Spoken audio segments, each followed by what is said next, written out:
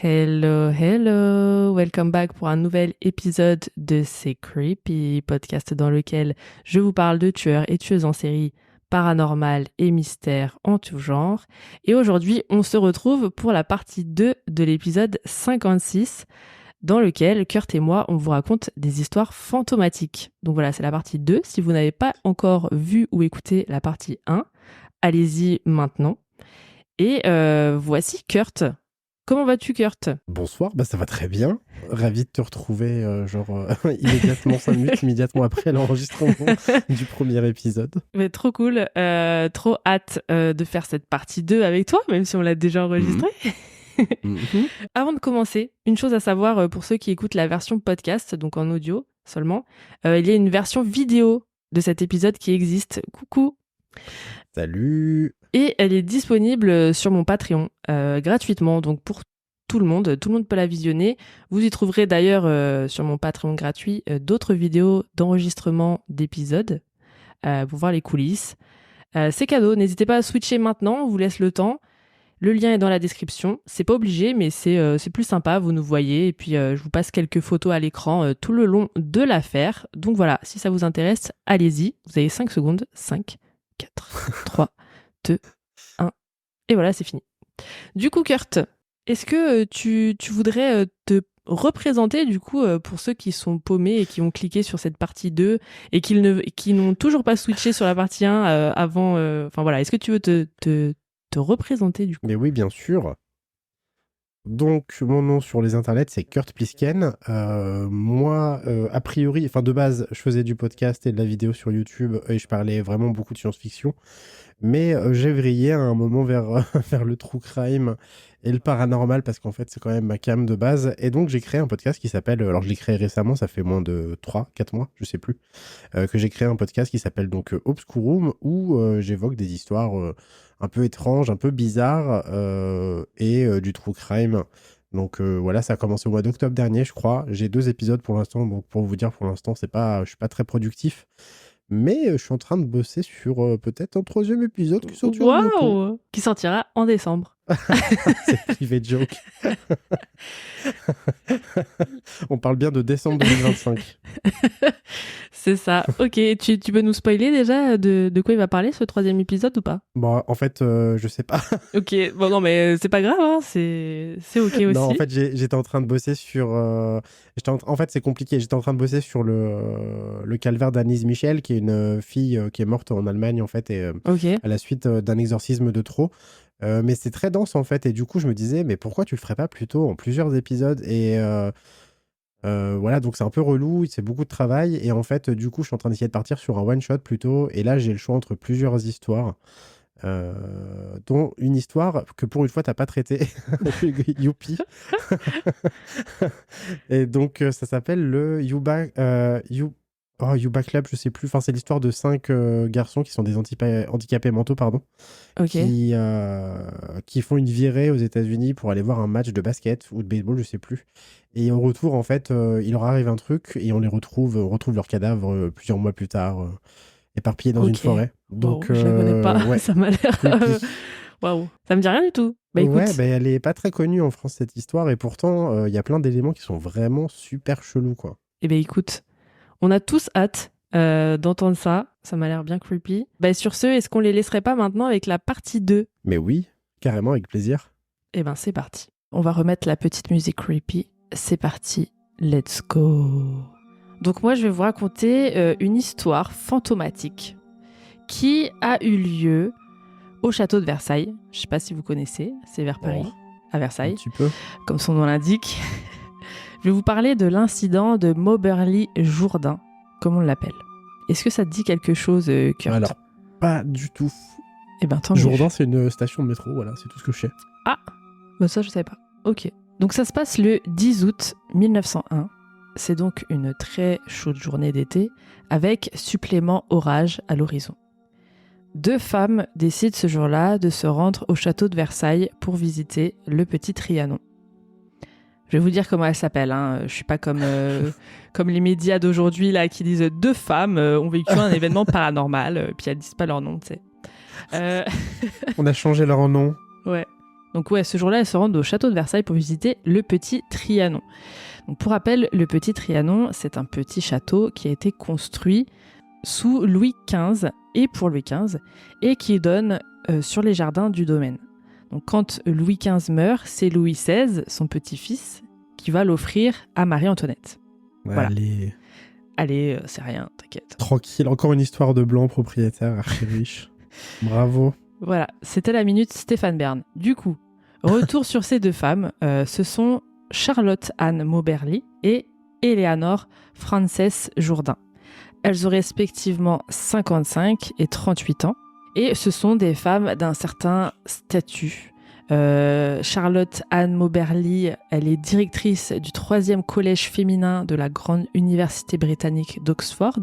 Wow. C'est elle-même la fille d'un directeur et professeur universitaire. Enfin voilà, c'est une dame des lettres. Et pour l'anecdote, c'est même la petite nièce du poète William Wordsworth. Mais oui, je le connais très bien. Ah, tu le connais? Non, pas du tout, je sais pas qui c'est. J'ai jamais lu un seul poème de ma vie. Bon, mais voilà. Très connu du coup. Okay. Il a fait un truc qui s'appelle le Prélude. Je crois. Ouais. Vraiment, ça te dit quelque chose? Non. Okay. Mais non. Mais je crois que sur un livre que j'ai là-bas, genre, c'est les éditions de son nom. Genre, l'éditeur s'appelle comme ça. Donc, trop bien. Donc, oui, donc connu de ouf en fait. Ouais, voilà. Donc voilà, elle est issue d'une grande famille de littéraires et même littéralement d'une grande famille de 15 enfants. Et apparemment, quand on est le 7e enfant du 7e fils, me demandez pas ce que ça veut dire, j'essaie de comprendre en même temps que vous, et ben la légende voudrait que cela nous accorde des pouvoirs mystiques, des dons de clairvoyance. Et elle, en l'occurrence, c'est la 10e enfant qui arrive sur les 15, mais ce serait aussi la 7e fille du 7e fils. Voilà. Ça me dit quelque chose. Je crois que j'ai déjà entendu cette théorie. Bah, en fait, pour ceux qui connaissent peut-être, apparemment, il y a un livre qui s'appelle Maudit Graal d'Anthony Horowitz, dans lequel il y a une école de magie et sont seulement admis les 7e fils et les 7e filles. Ce serait l'école du diable. Voilà, je vous mets un lien de mes sources sur mon site, d'un site qui parle de tout ça, si jamais ça vous intéresse. Voilà, des 7e fils et des 7e filles. Donc ça, c'était pour Charlotte. Elle est donc venue à Paris pour proposer à Éléanore de devenir sa seconde dans son collège féminin de l'université d'Oxford. Éléanore Frances Jourdain, c'est aussi une femme de lettres et issue d'une grande famille de 10 enfants. Et elle descend directement des Huguenots français. Elle est également diplômée de l'université d'Oxford et elle est devenue par la suite professeure dans sa propre école au nord de Londres. Mais à ce moment de notre histoire, en 1901, elle habite à Paris, au 270 boulevard Raspail. Rapaille, je sais plus comment on le dit, je crois qu'on m'avait corrigé. Je crois que c'est Raspail, non? Raspail, oui, c'est Raspail. Ok, c'est Raspail. C'est ça que j'ai toujours prononcé en tout cas. Ok. On va les appeler seulement par leur prénom pour continuer, ça sera plus simple. Donc Éléanore et Charlotte profitent d'être ensemble cet été-là pour aller voir quelques lieux cultes tout le mois d'août, enfin des lieux touristiques et tout. Après plusieurs jours de visite par-ci par-là, elles décident d'aller faire une petite balade au château de Versailles. Et à noter qu'elles ne sont pas familières avec l'endroit et connaissent de son histoire que le peu qu'elles ont appris à l'école, c'est-à-dire pas grand-chose selon elles. Et ce qu'elles ne savent pas encore, c'est qu'elles vont y vivre une expérience surnaturelle tellement forte qu'elles la relateront dans un livre plus tard, mais sous de faux noms pour préserver leur identité. Et toi, t'as déballé leur blaze comme ça, allez, la Luna. On va en reparler après. Vas-y, ça va. T'inquiète. Donc je vais vous raconter leur histoire comme elles l'ont racontée dans ce livre, à peu près, pas exactement pareil, mais je vais vous résumer ce qui leur est arrivé. Et je vais faire de mon mieux parce que au début de leur livre, elles disent, je cite, « C'est une grande aventure que de parler ouvertement d'une expérience personnelle et nous le faisons uniquement pour les raisons suivantes. Premièrement, nous préférons que notre histoire, en partie connue de certains, devrait être entièrement connue, comme racontée par nous-mêmes. » Donc voilà. C'est limite, il faut pas que je me taise et que vous alliez lire le livre et qu'on coupe l'épisode tout de suite, quoi. Donc... Du coup, le livre m'intéresse, si t'as les refs, je le prendrai. Ah oui, je vais tout mettre sur mon site, vous pourrez aller le lire. Donc retour à nos deux dames qui nous attendent au château. Après avoir fait le tour du château et d'être passées par la galerie des glaces, elles se disent qu'elles vont aller faire un petit tour par le jardin et se rendre au Petit Trianon, vu qu'il leur reste un peu de temps. Elles ont une carte en main, mais galèrent à trouver leur chemin. Bon, ça les dérange pas trop, il fait chaud, il y a un petit peu de vent, ça leur fait du bien de marcher dans les jardins taillés en forme de labyrinthe. À un moment, elles prennent un tournant et se retrouvent dans une zone du jardin complètement déserte. Il n'y a personne. Elles empruntent un chemin un peu au pif et elles se retrouvent à un embranchement où elles ont le choix entre 3 autres chemins. Et là, elles commencent à être perdues. Mais par chance, dans le chemin du milieu, enfin en face d'elles, elles aperçoivent au bout de celui-ci qu'il y a 2 hommes et elles se mettent en tête d'aller leur demander par où aller pour trouver le Petit Trianon. Elles se disent que ce sont des jardiniers parce qu'ils ont des bêches à la main et une brouette près d'eux. Et ces 2 hommes leur indiquent le chemin. Ils leur disent de couper à travers le jardin et elles vont suivre ces indications. Mais en repensant à eux un peu plus loin, elles trouvent qu'ils étaient quand même bizarrement vêtus. Ils avaient de longs manteaux et ils portaient un chapeau de style tricorne sur la tête, comme portent les officiers. Donc pour ceux qui n'ont pas la ref, c'est des chapeaux en forme de triangle comme les pirates. Yep. Et pour le coup, comme pour les officiers du XVIIIe siècle. Les gars étaient en plein cosplay ou... L'orage gronde toujours au loin, l'air est lourd, et elles commencent toutes 2 à pas se sentir très bien. Mais aucune n'en fait la remarque à l'autre. Et elles continuent de marcher, bien que cette sensation les oppresse de plus en plus. Elles arrivent au niveau d'un petit bois, où devant se trouve un kiosque, et où est assis un homme. Charlotte dit que la scène paraissait irréelle, comme si elle se trouvait soudainement dans une bulle au décor boisé, et elle dit que la panique a commencé à l'envahir. L'homme portait une longue toge noire, et à l'heure venue, sa tête s'est tournée vers elle, et son expression était repoussante. Wow. Voilà. Et apparemment, je crois que c'était lui qui avait, la peau toute marquée de la petite vérole et tout. Genre, sa tête, elle était vraiment... une mauvaise peau, quoi. Voilà. Elle a ensuite demandé à Eleanor dans quelle direction elle devait continuer, quand elles ont entendu quelqu'un accourir vers elle. Elle s'est dit que ce devait être les jardiniers. Mais quand elle s'est tournée, elle a trouvé un homme juste derrière elle. Un gentleman. Apparemment, très beau et grand gentleman, avec des cheveux bouclés et tout, un sombrero, et qui leur a dit à bout de souffle « Mesdames, il ne faut pas passer par là. » Je note le « il ne faut » parce qu'apparemment, elles ont dit qu'il a dit « il ne faut ».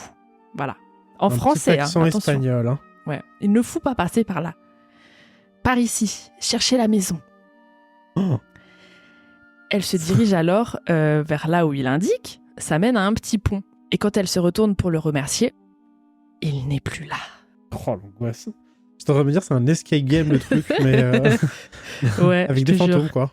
C'est un peu ça. Et à ce moment-là, elles disent avoir la sensation d'être en train de faire du somnambulisme, tellement tout est bizarre.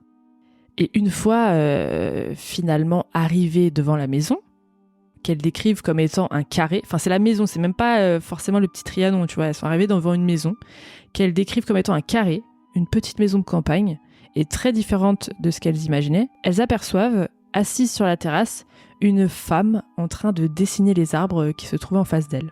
Et quand elles sont passées, la femme s'est mise à les fixer. Oh. Charlotte a d'abord pensé que ce devait être une touriste, mais elle remarque que sa robe paraissait démodée et d'un autre temps. Et elle a arrêté de la regarder parce que ça la mettait super mal à l'aise. Bah, normal. Soudain, un homme est sorti de la maison en claquant la porte. C'était un valet et il s'est adressé à elle en leur offrant de leur faire visiter la maison, l'air amusé. Venez chez moi, venez rentrer. Venez. Mais c'est mort. Dis-moi qu'elles n'ont pas accepté. Si. Oh. Et voilà, il leur a fait faire le tour. Bon, il avait l'air gentil apparemment. Et ensuite, elles ont dû attendre dans l'entrée un petit moment parce que il y a eu tout un tas de gens qui sont arrivés pour célébrer un mariage. Donc elles ont regardé défiler une longue file de gens animés. Et ça leur a fait un peu partir leur sensation creepy. Elles se sont senties mieux, parce que c'était une bonne ambiance et tout. Suite à ça, elles sont montées dans une carriole et on les a conduits à l'hôtel des Réservoirs à Versailles. J'ai visité Versailles, mais je m'y retrouve pas du tout. Bah là, je crois que l'hôtel des Réservoirs, je suis même pas sûre. J'ai pas vérifié, je sais pas si c'est dans le château, mais peut-être que c'est pas du tout enfin, ça fait pas du tout partie du château. Peut-être que c'est un hôtel dans la ville, tu vois, à Versailles. Donc elles y ont dîné en silence, ne disant pas un mot sur ce qu'elles venaient de vivre. Et une fois leur repas terminé, elles sont reparties à pied jusque la gare. Après ce jour, elles n'en ont toujours pas parlé pendant une bonne semaine. Mais un jour, alors que les souvenirs ont commencé à revenir à Charlotte, elle s'est tournée vers son amie et lui a demandé, je cite, « Est-ce que tu penses que le petit Trianon est tenté ?» Ce à quoi elle lui a répondu, « Oui. » Parce que c'est tout en douceur, vraiment, ils s'aperçoivent une semaine après qu'ils ont vécu un truc chelou quand même. Ouais. C'est trop bizarre. Je te jure. Et c'est là qu'elles ont commencé à discuter de cette journée-là et que Charlotte s'est rendue compte qu'elles ont toutes les deux passé un très mauvais moment à Versailles. Quand elles se sont revues en novembre de cette même année, elles en ont encore parlé. Et Charlotte lui a dit que si elles avaient su que cette femme qui dessinait sur la terrasse se trouvait là depuis le début, bah, elle lui aurait demandé leur chemin à elle directement. Eleanor l'a regardée et lui a dit de quelle femme tu parles ? Et c'est là qu'elles se sont rendues compte qu'elles n'ont pas dû voir les mêmes choses tout le long du chemin. Elles n'ont pas vécu le même truc. Ouais, pour Charlotte, c'était impossible que Eleanor, elle n'ait pas vu la femme quand elles sont passées par là, en fait. Genre, impossible. C'est fou qu'elles n'en aient pas parlé immédiatement après. Ouais, bah ils étaient dans une bizarre. sorte de... Ouais, je sais pas. Et là, du coup, elles ont l'idée de chacune se mettre dans une pièce et d'écrire un compte-rendu personnel de tout ce qui s'était passé ce jour-là. Et ça donnera le livre qui s'appelle Une aventure, qu'elles publieront sous leurs noms de plumes respectifs, Elizabeth Morrison et Frances Lamont. Donc, dans ce livre, elles racontent aussi leur deuxième visite, parce qu'elles y sont retournées une deuxième fois. Et là, découverte, elles tentent de refaire le même chemin, sauf qu'elles se rendent compte qu'il n'y a rien qui est pareil. Elles ne retrouvent pas le kiosque, ni le petit pont qu'elles ont traversé. Oh. La porte de la maison par laquelle le valet était sorti appartenait désormais aux ruines d'une chapelle. Et là, choquées, elles se mettent à faire des recherches. Parce qu'elles commencent à se dire qu'elles ont dû carrément faire un voyage dans le temps. Bah ouais. Ce qui expliquerait pourquoi tous les gens qu'elles ont vus étaient habillés en costume d'époque et pourquoi plus rien ne correspondait sur place. Et il semble qu'en effet, elles ont vu des choses qui existaient en 1789. Rappelle-moi l'année de l'histoire. 1901. Ah ouais. Ouais. Charlotte dit que ce serait Marie-Antoinette elle-même qu'elle aurait aperçue en train de dessiner sur la terrasse. Donc elle théorise qu'elles auraient non seulement pas fait un voyage dans le temps, mais en plus qu'elles seraient rentrées dans la mémoire de Marie-Antoinette. Genre elles sont rentrées dans un espace-temps qui correspondait à un souvenir de Marie-Antoinette, tu vois. Oh. Si elle est quasi sûre que c'est bien Marie-Antoinette qu'elle a vu, c'est parce que Charlotte a par la suite vu un portrait de Marie-Antoinette par l'artiste Wertmüller et elle a trouvé que la ressemblance avec la femme qui dessinait était frappante, tant par son visage que par ses vêtements. Et elle a ensuite appris que d'autres personnes étaient aussi convaincues que le fantôme de Marie-Antoinette hantait les lieux. Donc c'est pas une nouveauté, donc elle s'est dit voilà, comme par hasard. Bingo. Ouais, bingo. Donc pour ce qui est des jardiniers qui leur auraient indiqué le chemin, elles ont fait des recherches sur leurs costumes et elles ont découvert que ce seraient les costumes de garde suisse qui accompagnaient la reine. Elles auraient donc fait un bond dans le temps et auraient atterri au moment de la Révolution française. Elles ont décidé d'écrire à nouveau, suite à leur deuxième visite, un nouveau compte-rendu, chacune, de ce qu'elles ont vu, et de noter toutes les différences par rapport à la première fois, etc. Donc en tout, dans ce livre, il y a 4 témoignages, et ensuite une analyse de leur expérience, qu'elles ont agrémenté de plans, qu'elles ont dessinées. Donc c'est plutôt stylé. Elles ont dessiné des maps de chacun de leurs chemins, ce qu'elles ont vu la première fois, la deuxième fois. Et ce qui est dingue, c'est que le fameux kiosque dont elles parlent, qui n'existe plus quand elles reviennent, en fait, ils ont découvert 50 ans plus tard, dans les archives de la bibliothèque municipale de Versailles, que c'est la description exacte d'un bâtiment qui devait être construit, mais qui ne l'a jamais été. Ils ont retrouvé les plans, genre. Ils ont même pas voyagé dans le temps, ils ont voyagé dans une autre dimension, en fait. C'est un délire. Ouais. Et il s'agirait du pavillon chinois. En fait, sur les plans, il y a écrit que ça s'appelait le pavillon chinois. Mais il n'a jamais été construit. Maintenant, venons-en aux explications possibles. Est-ce que c'est un fake ? On peut se dire que peut-être elles ont décidé d'inventer cette histoire dans le but d'en faire un livre, elles qui étaient littéraires et tout, et qui forcément allaient se vendre et leur apporter de l'argent, parce que vu l'histoire, c'est un lieu connu et tout, c'est pas ouais, j'ai vu le fantôme de mon grand-père dans mon grenier, tu vois, j'ai vu des fantômes, j'ai vu Marie-Antoinette à Versailles, quoi, tu vois. Et donc au début, elles ont échangé avec la Société de la recherche psychique, qui est une association britannique à but non lucratif fondée en 1882 et dont le but est d'étudier d'un point de vue scientifique les phénomènes décrits comme paranormaux. Donc cette association, elle existe toujours aujourd'hui. Il y a une vingtaine de membres à Londres qui continuent d'étudier sur la parapsychologie. Trop bien. Ouais. Comme ça donne rien, elles finissent par publier elles-mêmes leurs témoignages sous de faux noms et le livre sera assez populaire. Elles vont vendre 11 000 exemplaires jusque 1913 où je crois il sera réédité 2 fois même. Et il y a plusieurs journaux de parapsychologie londoniens de l'époque qui vont analyser leur expérience et puis vraiment prendre le truc au sérieux, tu vois, enfin essayer. La vraie identité des autrices sera seulement révélée en 1931. Mais à cette date, Éléonore, elle était plus de ce monde. Et son amie l'a suivie quelques années plus tard, en 1937. Donc, est-ce qu'elles auraient fait ça pour la fame et la thune de publier ce livre ? Je sais pas. Parce qu'elles ont dû se faire quand même un peu d'argent. Mais elles ont pas non plus surfé du tout sur la fame, si tu vois ce que je veux dire. La fame, si t'es anonyme, déjà, c'est mort, hein. Et puis même l'argent, je sais pas si 11 000 ventes, tu vois, ça rapporte énormément de thunes, quoi. Après, on est en 1901, si ça se trouve, c'est un best-seller de ouf à l'époque. Ouais. Mais... en fait, moi, ce que je me disais, c'est elles ont pas... Si elles avaient choisi des trucs anonymes et tout, par exemple, elles auraient pu, pour la fame, vu qu'il s'est bien vendu, elles auraient pu dire voilà, c'est nous, c'est moi qui l'ai écrit, tu vois. Et là, tout de suite, devenir populaire, célèbre et tout. Mais elles ont rien fait de ça jusqu'à leur mort. Tu vois ce que je veux dire ? Ouais. Après, c'est étonnant, effectivement.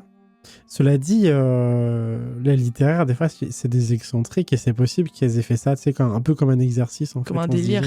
Ouais, voilà, un délire, quoi, entre elles. Mais en vrai, c'est... Je sais pas si t'as des trucs encore à dire. Vas-y, continue et on verra après pour les hypothèses. En fait, j'ai écrit en fait que faut noter aussi que apparemment en tant que femme académique assez importante, si elles avaient sorti ce livre sous leur vrai nom, elles auraient perdu en crédibilité dans leur carrière. Donc c'est pourquoi elles ont utilisé des alias et elles ont jamais révélé leurs secrets jusque leur mort. Et en effet, ce livre, il a divisé les lecteurs. Il y a la moitié qui pensaient que elles ont bel et bien transcendé la ligne du temps, tandis que d'autres se sont foutus de leur gueule ouvertement, quoi. Et c'est pourquoi c'était une des raisons pour lesquelles elles ont pensé à publier ça sous de faux noms en partie, tu vois, pour se sauvegarder du scandale ou de la polémique en tout cas. Mais voilà, donc il y a plusieurs personnes, dont Joan Evans, qui ont fourni des explications plus rationnelles à ce qu'elles ont vécu. Donc selon Joan, elles auraient été les spectatrices d'une répétition de spectacle, tout simplement, de tableaux vivants, qui allait avoir lieu pour une soirée costumée organisée par Robert de Montesquieu, et qui a d'ailleurs été produite plusieurs fois sur les lieux. Donc voilà, il y a Philippe Julian, ou Julien, je sais pas si c'est en français, qui a écrit quasi la même chose dans sa biographie sur Robert de Montesquieu. Il dit que les deux femmes ont dû croiser des connaissances de Robert, qui avaient l'habitude de se promener dans les jardins de Versailles habillés en costume de l'époque, pour le fun. Donc ça expliquerait les rencontres, mais ça explique pas pourquoi elles ont vu des bâtiments entiers qui n'existent plus aujourd'hui. À part si c'est pour le spectacle, tu sais, s'ils ont mis des faux décors. Mais bon, je pense que ça se remarque quand c'est faux un décor, tu vois. On se fait pas chier à construire une maison entière. Oui, de ouf, surtout à cette époque, en 1901. Aujourd'hui, tu vas à Disney, en fait, c'est trop bien. Genre, mais, ça tient pas la route, en fait. Alors, sauf si elles étaient dans un état second, genre, elles seraient aperçues de la supercherie, tu vois. Ouais, genre, elles avaient fumé avant et ensuite, tu vois, les décors, elles ont vraiment cru que c'était des vrais trucs, tu vois. Elles ont visité une petite maison, tu disais, tu vois. Donc, ouais, elles ont visité une maison, et puis au final, la porte de cette maison-là, quand elles reviennent, la maison, c'est plus une maison, c'est une chapelle qui est en ruine. Ouais. Donc ça, tu vois, c'est pas possible. Ouais. Ça, en fait, en tout cas, ça... c'est le seul truc qui coince dans la théorie, parce que, effectivement, moi, je m'étais dit, mais en fait, ouais, ils ont juste rencontré des comédiens, en fait. Ouais. Mais oui, effectivement, si même le décor... on parle pas de décor, là, on parle de bâtiments. Ouais, on parle de bâtiments. Même si les bâtiments n'existent plus, il y a autre chose, quoi. Ouais, puis le chemin aussi, tu sais, le petit... elles ont traversé un petit pont, apparemment, il n'y avait pas de petit pont à cet endroit-là. Enfin bon. Et puis, il y a Marie-Antoinette qui ressemble vraiment à Marie-Antoinette. Ouais. Et puis, tu sais, ils ont pas l'air de jouer, en fait. C'est pas des comédiens en train de jouer, c'est des gens qui vivent leur vie... Tu sais, quand t'es comédien, quand t'es en pause, tu fumes ta clope, tu te remets à parler, si tu fais un truc d'époque, tu te remets à parler comme d'habitude. Là, Marie-Antoinette, elle est assise en train de dessiner, elle est des fixe arbres, du regard et tout, donc ouais. On n'est pas sur des comédiens. Enfin, en tout cas, pour moi, c'est pas des comédiens. Et on fait aussi remarquer que ce jour-là, comme elles le disent, il faisait chaud, lourd, orageux, et qu'elles étaient sûrement fatiguées par la météo. Oui. Et ont peut-être fait un petit malaise et ont vu des choses. Bon, ça j'imagine trop un Roger ou un Robert qui dit non, mais les deux bonnes femmes là, ça y est, il y avait de l'orage, elles avaient chaud, c'est bon. Ou c'était la ménopause, il y en a une, elle a 50 ans, 5 ans, c'est bon. Ça. Oui, je vois trop ça aussi, de fou. Oh, ça va, les petites femmes, là, elles vont pas commencer à... Oui, c'est bon. Oui, je vois exactement le genre. Voilà. Donc pourquoi pas, mais ça me paraît quand même chelou que toutes les deux fassent un malaise ce jour-là, tu sais. Genre que toutes les deux se sentent mal à cause d'un... malaise qui dure extrêmement longtemps, en plus. Ouais, un malaise... Elles sont baladées, je pense.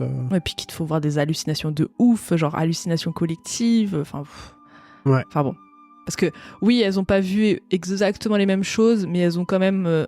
toutes les deux dit que... En fait, le seul truc qui bouge dans les deux versions, c'est le fait qu'il y en a une qui a vu Marie-Antoinette et l'autre non, tu vois. Mais c'est tout. Sinon, elles ont vécu la même chose, elles ont traversé le même pont, elles ont vu le kiosque, le mec. Enfin, c'est pareil, quoi. Donc, bon. Moi, l'hypothèse du malaise, pour moi, est plus la merde, en fait. Ça peut pas être ça. Ouais, c'est vrai qu'elle est... Impossible. Un malaise, ça peut pas... Tu vois, ça peut pas te créer des hallucinations... Ça peut pas... Puis, en fait, quand tu sors du malaise, t'es conscient. Enfin, tu vois. Là, en fait, elles ont vécu le truc de bout en bout. Elles en sont sorties, en fait, tu vois. Enfin, elles ont fini leur balade et ensuite, elles sont allées manger au resto, tu disais. Ouais. Il y a un début et une fin. C'est pas... quand t'es dans un malaise, tu sors brutalement de ton malaise et t'es à un endroit que tu sais pas où t'es. Tu vois, il n'y a pas eu d'interruption, en fait. Enfin, selon elles, selon ce qu'elles ont écrit, il n'y a pas eu d'interruption dans le récit. Non. Elles sont pas réveillées d'un malaise. Donc c'est trop bizarre. Ouais, c'est chelou. Et à leur mort, l'affaire, elle a connu un regain d'intérêt. Il y a les parapsychologues qui se sont repenchés dessus et les études ont repris. Et en 1950, W.H. Salter a relu de près leur correspondance initiale avec la Société de la recherche psychique qu'elles avaient au début contactée avant d'écrire leur livre, là. Enfin, avant de publier leur livre. Et il a remarqué qu'il y avait des détails mentionnés dans le récit de 1901 qui avaient été, en fait, rajoutés en 1906. Et c'était des éléments qui venaient de recherches qu'elles avaient fait ultérieurement, tu vois. Donc, bon, voilà, quoi. Aïe. Ça commence, voilà. Donc, du coup, il penche sur la théorie selon laquelle elles ont tout simplement aperçu des gens costumés et qu'elles ont fabulé autour de ça parce que elles croyaient dur comme fer à leur histoire. Mais rien de plus. Voilà. Sinon, pour ce qui est des explications pas rationnelles, y a des personnes qui pensent que leur récit est bien réel. Et en fait, ils disent que l'orage aurait été un élément qui a facilité le voyage dans le temps. Et elle se serait effectivement transportée à l'époque de la Révolution française. Et il y en a même qui disent que ce serait même plus tôt que ça, genre en 1774. Donc les gens sont pas sûrs. Tu vois. Mais selon eux, ils ont été frappés par la foudre. Non, selon eux, genre, juste le fait que, tu vois, la météo, elle soit un peu orageux, genre, ça fait... Tu vois, ça... Non, mais... Ok, bon. Moi, ça m'est jamais arrivé, mais vas-y. C'est bizarre, cette théorie, elle vient d'où? Genre, ça se trouve, il y a vraiment une hypothèse, une théorie, un truc qui existe, des gens qui croient que par temps orageux, genre tu voyages dans le temps, ça vient d'où? Non, mais en gros, bon, pas forcément que ce soit forcément l'orage, tu vois, mais qu'ils se sont dit, ils ont analysé leur récit, là, ils se sont dit, ouais, le seul élément qui nous permet de penser à une faille dans le temps, ce serait peut-être l'orage qui a facilité le truc, tu sais. Donc, voilà, ils se sont dit ça. Après, bon, je sais pas trop, hein, mais... ça fait penser à la série Outlander, dont je parle tout le temps, parce que j'adore. J'ai jamais vu de ma vie. T'as jamais vu? Ben, c'est une meuf qui voyage dans le temps en touchant une pierre. Un jour, elle se promène... Enfin non, je résume vite fait l'histoire. Elle va pour cueillir une fleur. Et en fait, elle est en Écosse. Et tu sais, il y a des ronds... Enfin, pas des menhirs, mais tu sais, les grosses pierres qui sont posées en rond, là. Ouais, je vois. Et donc, elle va près d'une pierre pour récupérer une fleur. Et genre, elle entend soudain du bruit. Genre un grésillement ou peu importe, et du vent et tout. Elle a ses cheveux qui volent. Et genre, et elle s'approche de la pierre et tout. Et elle la touche. Et là, elle part en 1730, je crois. Un truc du genre. Voilà. Donc, c'est trop bien. Moi, j'adore. Je suis en train de la regarder pour la troisième fois. Mais il n'y a pas que toi qui m'en parle. Tout le monde m'en parle de cette série. Ah ouais? Bah voilà. Ouais, en vrai, t'es pas la première. Du coup, je pense que je vais me laisser... Je pense que je vais me saucer pour la regarder, ouais. Elle est trop bien. Bon, j'avoue que la saison 6, vers la fin, ça devient un petit peu... je sais pas comment dire, ça fait un peu série B vers la fin, tu vois. Ouais. Mais au début, la 1, la 2, la 3 et tout, sont vraiment trop bien. Bref.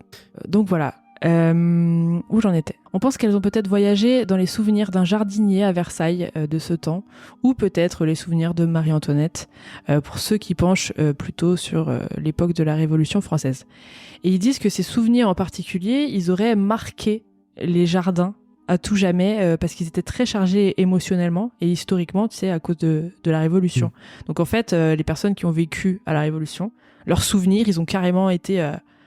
Enfin, ils sont restés sur place et tu peux y accéder, genre des cas de l'orage. Non, je rigole. Donc cet été, essayez à Versailles en août. Trop bien. Voilà.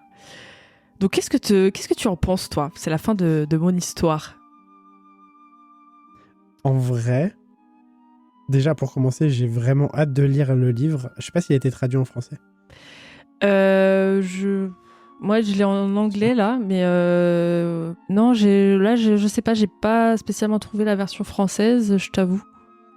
Mais à voir, peut-être qu'elle existe, je ne sais pas. Ouais, mais en fait, ce que ça m'inspire, moi, c'est mes lectures de romans fantastiques, en fait, un peu, tu vois. Où genre, tu sors un peu du gothique avec le fantôme qui est habillé d'un drap et qui hante les lieux. Là, en fait, c'est une histoire que je trouve... c'est très littéraire, en fait. Et du coup, je me demande si c'est pas vraiment un exercice de style, tu vois, où en fait, elles ont visité Versailles, elles ont été super inspirées par les lieux, et elles se sont dit, faisons un truc et tout, tu vois, une blague de littéraire. Bon. Possible. Mais j'ai envie d'y croire, parce que en même temps, tu vois, ça sort du cadre des hantises qu'on a l'habitude de voir 1000 fois, tu vois, avec, avec des fantômes, dans un château en Écosse... Après, dans leur livre aussi, à la fin, genre en fait, ça se voit que le livre, il a été... Elles ont rajouté des couches au fur et à mesure parce qu'elles ont entendu les retours des gens. Genre, par exemple, je crois que la société de la recherche psychique, là, elles leur ont dit non, mais vous avez peut-être trop chaud ou je sais plus quoi, là. Et elles ont dit non, je vous rajoute vraiment les plans.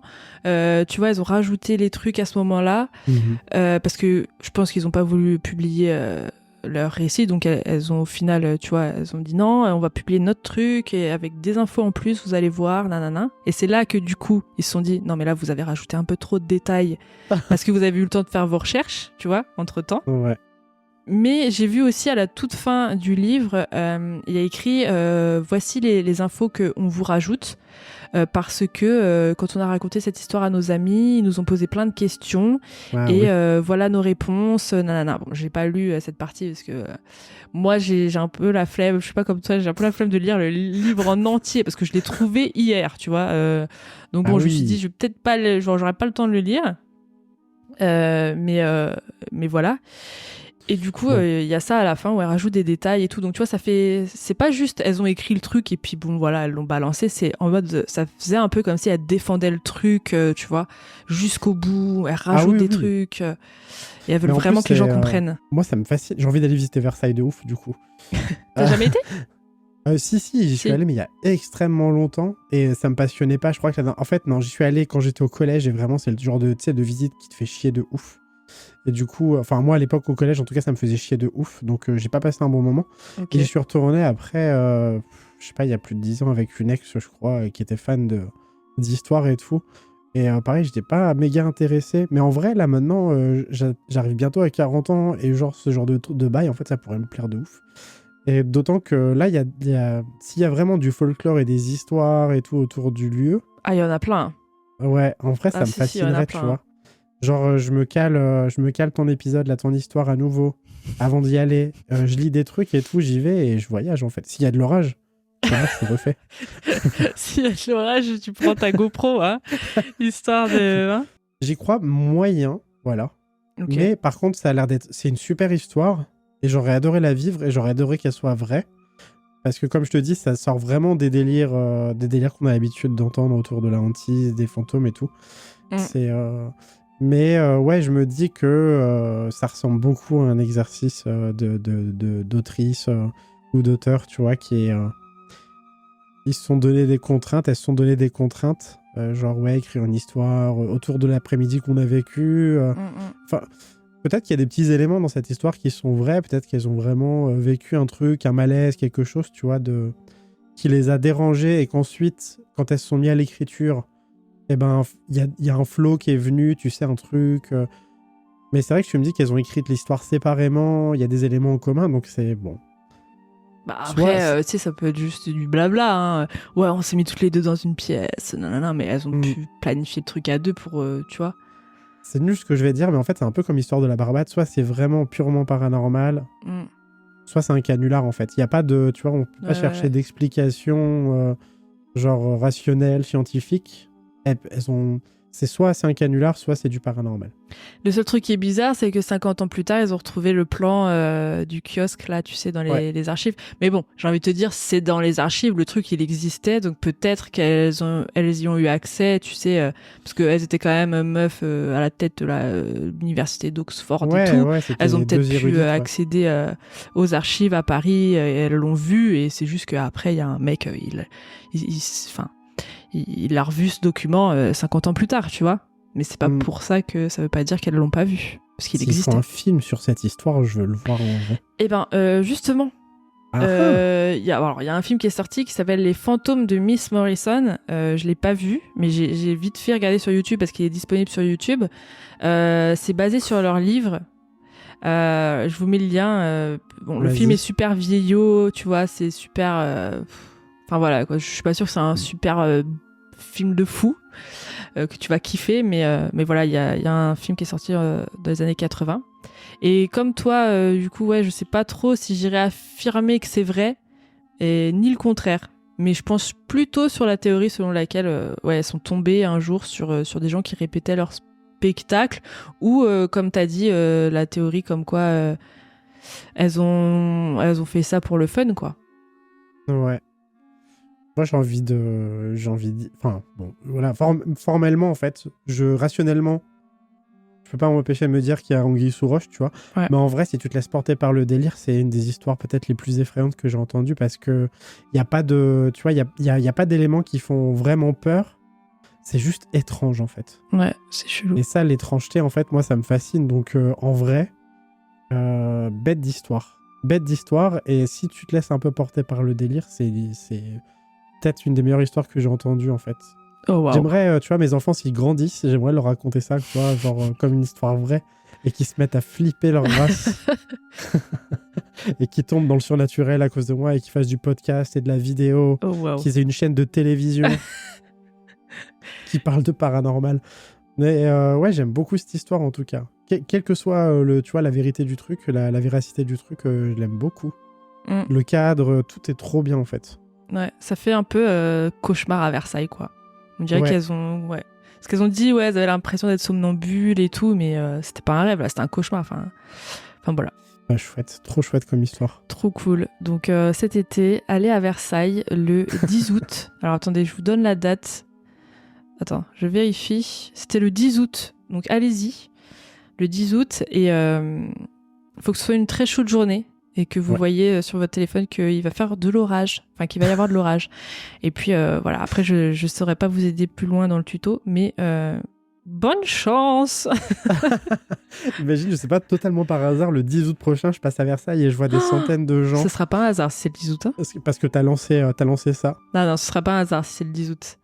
Imagine, il y a un spectacle ce jour-là et tout, et tu filmes et tout, et tu dis, waouh, c'est arrivé. Enfin bon. Et je croise le mec avec sa petite vérole, là, vraiment atroce. Bon, bah voilà, c'était la fin de mon histoire à Versailles. J'espère que nos deux histoires vous auront plu. Si vous avez d'autres théories que celles que nous avons évoquées, n'hésitez pas à les laisser dans les commentaires sur Spotify ou sur le Patreon gratuit. Il y a les commentaires sur Patreon. Donc voilà. Et n'hésitez pas à vous abonner à Patreon aussi financièrement. S'abonner financièrement, je sais pas si ça se dit, mais ça pourrait participer à financer notre voyage aux Barbades. Attends, c'est la Barbade ou aux Barbades? Moi, je croyais qu'on disait aux Barbades. C'est la Barbade, mais je crois que j'ai fait plein de fois l'erreur. Donc, s'il y a des gens de la Barbade, désolé, vraiment. Donc, la Barbade, voilà, on a besoin d'argent pour y aller, pour aller voir le tombeau et faire un petit live. Voilà. Je resterai la nuit dans le tombeau. Non, je rigole. Je m'enferme dans un cercueil et je passe une nuit entière dans le tombeau. Non.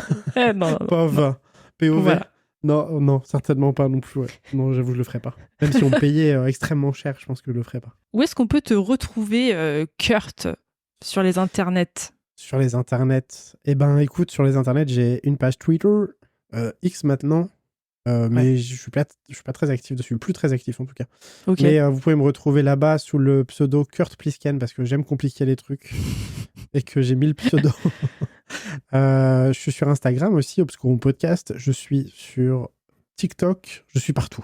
Voilà, tapez Obscurum Podcast, vous me trouverez absolument partout. Je suis actif nulle part, mais je suis partout. Bah si, sur après, Twitch, tu fais des lives plusieurs fois par semaine. Hein, en vrai, j'en parle pas. Ouais. Je fais des petits lives, ouais. Bah écoute, j'ai une chaîne Twitch du coup sur laquelle je fais du react pour l'instant de mystère parce que j'aime beaucoup l'émission mystère, même si c'est pas ouf en vrai dans les faits. J'aime beaucoup regarder mystère avec des gens et on se marre et j'aimerais bien faire du JV. Je fais aussi de temps en temps de l'enregistrement de podcast quand j'enregistre un podcast. Pour les boomers, JV ça veut dire jeux vidéo. Ah pardon. Non mais je note. Mais du coup, ouais, j'aimerais bien faire plus de trucs sur Twitch. Ce que tu fais déjà un peu, ce que Yop fait aussi, des sessions d'enregistrement, des sessions de montage, parce que c'est une activité archi solitaire en fait. Et du coup, si t'aimes pas être seul tout le temps, c'est un peu relou le podcast, donc c'est trop bien en fait de pouvoir faire ça sur Twitch. Ouais. Et je pense qu'à terme, je le ferai plus souvent. Bah parfait. Allez le suivre sur Twitch. Je mettrai tous ces liens dans la description. Et là, sur Patreon, là, j'affiche à l'écran la cover, enfin l'illustration de son podcast Obscurum. C'est tout nouveau, ça vient de sortir. C'est parti, abonnez-vous. Donc Obscurum grâce à Vanille, merci. Et c'est trop bien Obscurum. Donc allez écouter. C'est vraiment du taf, c'est vraiment bien produit, c'est super. Il y a d'autres épisodes qui arrivent le 2 décembre. Non, je rigole. C'est une inside joke, donc vous comprendrez pas. Mais en gros, il y a d'autres épisodes qui vont arriver. Et il faut aller écouter ça d'urgence. Donc tout sera en description. Et bah écoutez, je crois qu'on a fini. Tu voulais rajouter quelque chose, Kurt? Gyoza. Gyoza. Voilà. T'es prêt, Kurt? Et oui, je suis prêt. Et sur ce, je vous dis à bientôt pour une nouvelle histoire bien creepy.